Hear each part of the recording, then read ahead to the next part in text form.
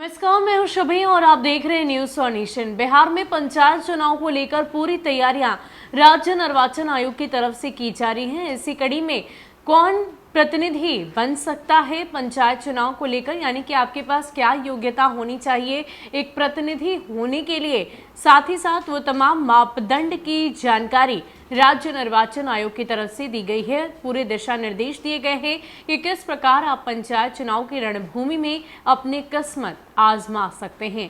आपको पूरी जानकारी विस्तार से देते हैं। बिहार राज्य निर्वाचन आयोग अगस्त से अक्टूबर महीने के बीच पंचायत चुनाव कराने जाने को लेकर हर संभव तैयारी में जुटा है। आयोग ने तय किया है कि प्रस्तावित पंचायत चुनाव में किसी भी पद के लिए चुनाव लड़ने के लिए प्रत्याशियों के लिए मतदाता सूची में नाम होना ही सब कुछ नहीं होगा। चुनाव मैदान में उतरने के लिए प्रत्याशी की उम्र कम से कम 21 वर्ष होनी चाहिए। राज्य निर्वाचन आयोग द्वारा इस संबंध में दिशा निर्देश जारी किए गए हैं। इसमें कहा गया है कि 21 वर्ष से कम उम्र का व्यक्ति चुनाव मैदान में उतरने वाले प्रत्याशी के प्रस्तावक नहीं बन सकेंगे। इसी तरह पंच और वार्ड के चुनाव में प्रत्याशी बनने के लिए संबंधित पंचायत का मतदाता होना जरूरी होगा। जिला स्तर पर पंचायत चुनाव की तैयारियां जोर शोर से शुरू हो गई है। राज्य निर्वाचन आयोग को लेकर दिशा निर्देश जारी किए जा रहे हैं। इसके आधार पर चुनाव की तैयारियों को अंतिम रूप दिया जा रहा है। आयोग ने जारी दिशा निर्देश में कहा है कि पंचायत चुनाव में किसी भी पद के लिए चुनाव लड़ने की न्यूनतम उम्र 21 वर्ष होगी। नामांकन पदाधिकारी के समक्ष हाजिर होकर अपना नामांकन पत्र दाखिल करना होगा। दिशा निर्देश में क्या कुछ खास है वो भी समझाते हैं। निर्वाचन आयोग द्वारा प्रत्याशी के होने के लिए दिशा निर्देश जारी किए गए हैं। इनके तहत प्रत्याशी को नामांकन का शपथ पत्र पूर्ण रूप से भरकर देना होगा।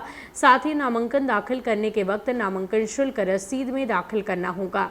आयोग के निर्देश के अनुसार पंच और वार्ड सदस्य के पद के लिए चुनाव मैदान में उतरने वाले प्रत्याशी के लिए संबंधित पंचायत का मतदाता होना जरूरी होगा। संबंधित प्रखंड की किसी भी पंचायत का मतदाता उस प्रखंड के दूसरे पंचायत से भी मुखिया पद के लिए चुनाव लड़ सकेगा। इसी प्रकार सरपंच व पंचायत समिति सदस्य के पद के लिए भी संबंधित प्रखंड का मतदाता होना अनिवार्य होगा। जिला परिषद की सीटों के लिए जिले के मतदाता होना संबंधित प्रत्याशी के लिए अनिवार्य होगा। इसी तरह सरपंच और पंचायत समिति सदस्य पद के लिए संबंधित प्रखंड का मतदाता होना जरूरी है। पंचायत चुनाव में एक व्यक्ति एक से अधिक पद के लिए चुनाव नहीं लड़ सकता। आयोग ने इस प्रकार पर किसी तरह से रोक नहीं लगाई, लेकिन एक से अधिक पद के लिए चुनाव लड़ने वाले प्रत्याशियों को नामांकन पत्र भी अलग अलग दाखिल करने होंगे। इसके अलावा सभी पदों के लिए अलग अलग नामांकन प्रत्याशियों को जमा करना होगा। त्रिस्तरीय पंचायत चुनाव में 5 पदों के लिए संबंधित प्रखंड मुख्यालय में निर्वाचित पदाधिकारी के समक्ष नामांकन पत्र दाखिल करना होगा। जिन पदों के लिए नामांकन होगा उसमें मुखिया, सरपंच, पंचायत समिति सदस्य, सरपंच पद शामिल है।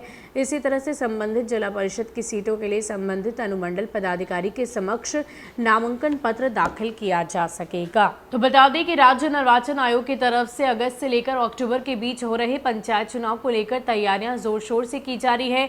इसी संबंध में आए दिन नए दिशा निर्देश दिए जा रहे हैं और अब मापदंड और योग्यता तय कर दी गई है कि कौन से ऐसे लोग होंगे जो पंचायत चुनाव लड़ पाएंगे, वो कौन होंगे जो प्रतिनिधि बन सकते हैं, जिसकी पूरी जानकारी हमने आपको इस वीडियो में दी है।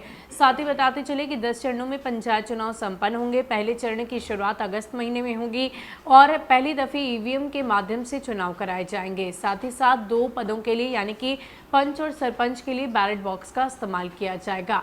पंचायत चुनाव से संबंधित जो भी खबर हमारे सामने आएगी हम आप तक जरूर पहुंचाएंगे। फिलहाल के लिए इतना ही। ज्यादा अपडेट के लिए आप बने रहे न्यूज फॉर नेशन के साथ। नमस्कार।